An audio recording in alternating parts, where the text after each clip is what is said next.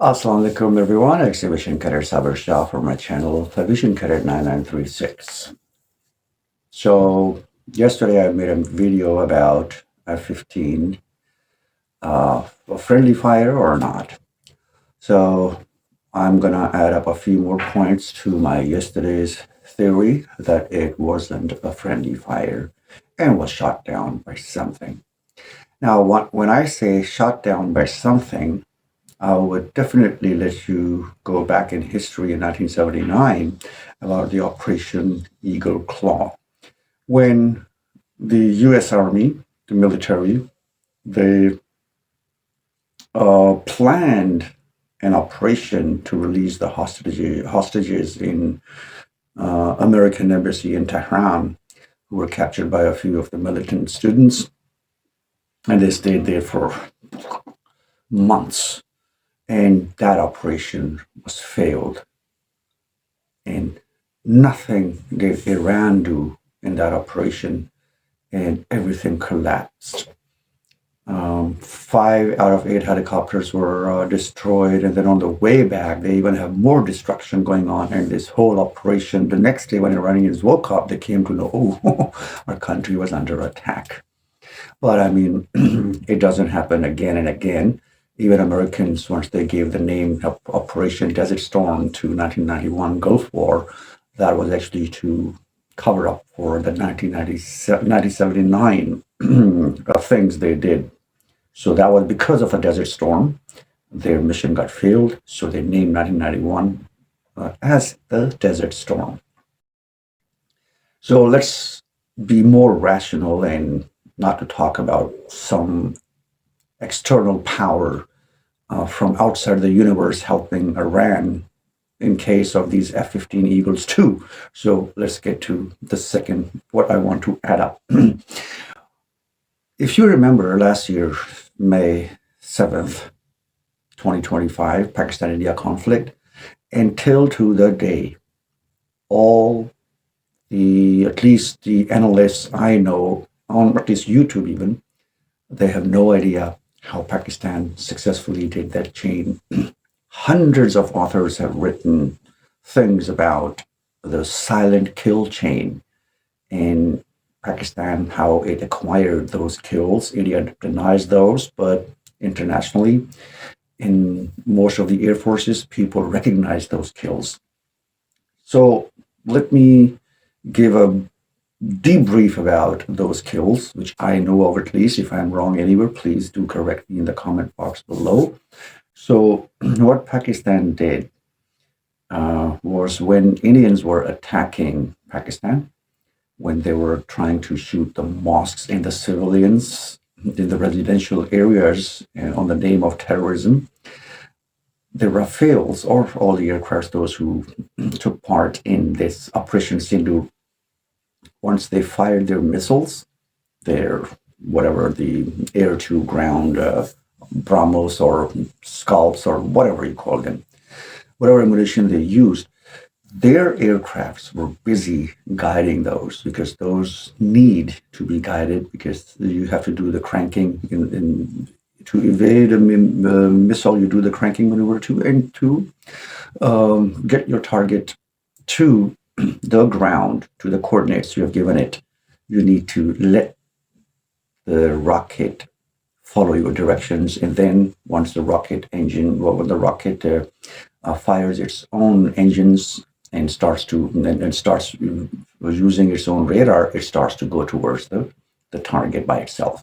So that's what has happened to Rafales. So once they did the shooting thing, they were a bit vulnerable, and that was a window for Pakistani Air Force, to do their things. For that, 42 aircrafts came into the air. Indians were 77 almost. So 110, 111 aircrafts were in the air at the same time. So once the Rafales did their targets, now they're vulnerable. Now, that was a time when J-10Cs, they kept quiet. They did not turn their ASA radars on. And they dropped PL-15s. PL-15s were also quiet in offline position. They were guided by the AWACS or by the ground stations or by the satellite, the Link 17. So let's not talk about what was guiding them, but they were going towards the targets which were given to PL-15s by, I said, the ground station, the satellite, or the AWACS, or even by the other aircrafts that has detected some of the targets in the area. So all these aircrafts, they were given different roles. So silently, PL-15 is moving at the speed of what it is capable of towards the target, and the target has no idea. The reason being, there are so many radars in the vicinity, friendly and foe, that they couldn't differentiate between the radar signals, and PL-15 is keeping the lowest the radar rays, so that the system of Rafael doesn't detect it. Did they succeed? Well, we have claimed 4 Rafaels, and these were the ones who actually shot missiles on Pakistani civilians. So once this missile gets into the terminal zone, which is the no escape zone for the aircrafts, it lit up, turns its radars on. Now it's disconnected from the AWACS or the ground station or the satellite or from the J-10C or any other aircraft which was guiding it. Now it's on its own, and once it reaches to its terminal area, the area of no escape, whoosh, that's called a silent kill. And many commentators, they were saying, "Oh, we don't know what they have done, but that's what the Mr. Aurangzeb said, so, well, he'd probably be right. So we don't know." This is exactly has happened in case of F-15s being shot by something. So you need to see the evidence so far we have for F-15s. What's the evidence? They were coming back after the mission, just like the Rafaels. They did their missions and they were vulnerable. Same as the case with this one. They dropped their payloads on the way home, returning to base, cool and calm. They'd be singing song, country roads, take me home to the place I belong. And cool and calm cruise level and cruising speed and cruising altitude, they are returning back.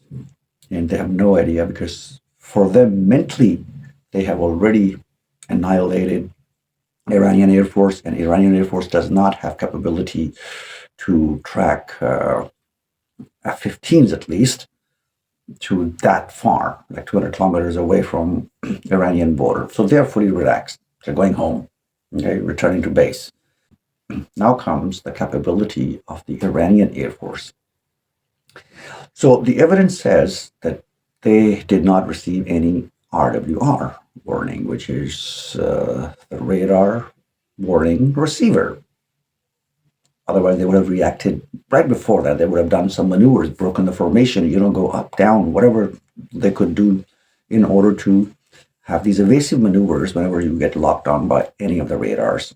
So if Patriot missiles have locked them as a foe aircraft, they should have gotten the warning. Their RWR must have been active, but it wasn't, just like the case of Rafaels. Rafaels also had no warning. Why? Because a silent kill chain was being commenced. And same as happened here too. F-15 pilots were oblivious. They had no idea what has happened. So once their systems were jammed, their radar warning receivers could not predict or detect any of the things incoming to them. Now, this is easy for the systems if you have, which Iran has. Now, what does Iran have? As I said, what could detect the F-15s or any other aircrafts in the area? That was YLC-8B or 8C. That can detect any aircraft 700 miles away. So that's what I said in my yesterday's video too. So it got detected by YLC-8A, the Chinese radar system. Now, once it gets detected, The YLC-8 also has the capability to guide a missile. And for guidance of the missile, they have to be linked by the same satellite link. Now, what do they have? YLC-8A, also 8B, also has BeiDou 3, the Chinese satellite system for coordinates, and one of the most accurate military-wise accurate system. So it's just possible that whatever was sent to the F-15s, whether it was a drone, Al-Shahed, or it was Bavar 383, they were linked with who? With the BeiDou 3 satellite system of China, with the radar, and they were being guided by those systems, BeiDou 3 and Mr. YLC, not YMCA, YLC-8B. So it did make either the drone Al-Shahed or the Bavar 383 or S-300 or S-400, because Russia, China, Iran, Pakistan, Saudi Arabia, these 5 countries militarily, they are linked on BeiDou 3. So all these are integrated. They can talk to each other. They can communicate with each other. So it's not difficult. Just like in Pakistan, in Pakistani case, the ROCs, Pakistan does the indigenous work on that one. PL-15, J-10Cs, JF Thunders, CM-400 AKG, no matter what kind of ammunition you talk about, what kind of aircraft you talk about, they all are integrated under one central satellite system.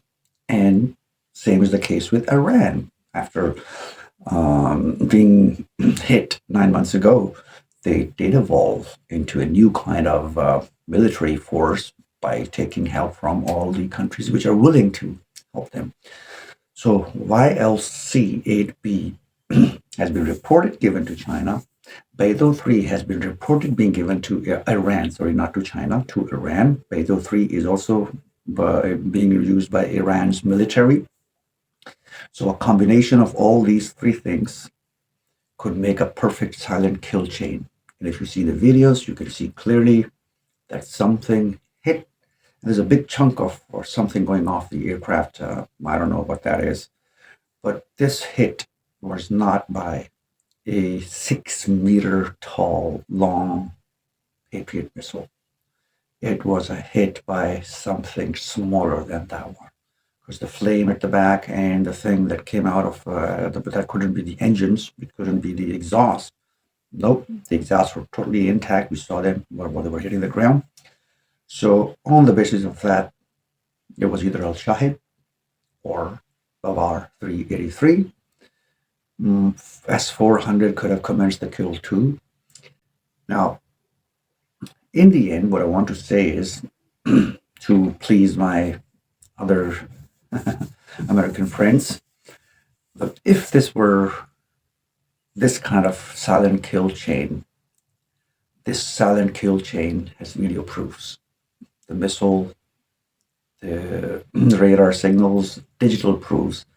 And as Iran also was playing a psychological war as well, and showing how their drones went into Abraham Lincoln or into the one that was firing the Tomahawk missiles, which America has also confirmed it has been hit.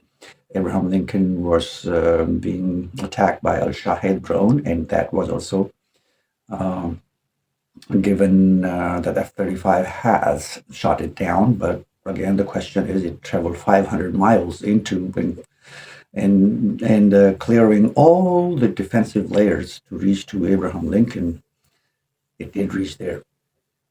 So the capability of the firing a missile that could go and hit F-15s, that's one question that's unanswerable. And the second thing is that how Iran is not producing any evidence in terms if they have really shot down F-15E.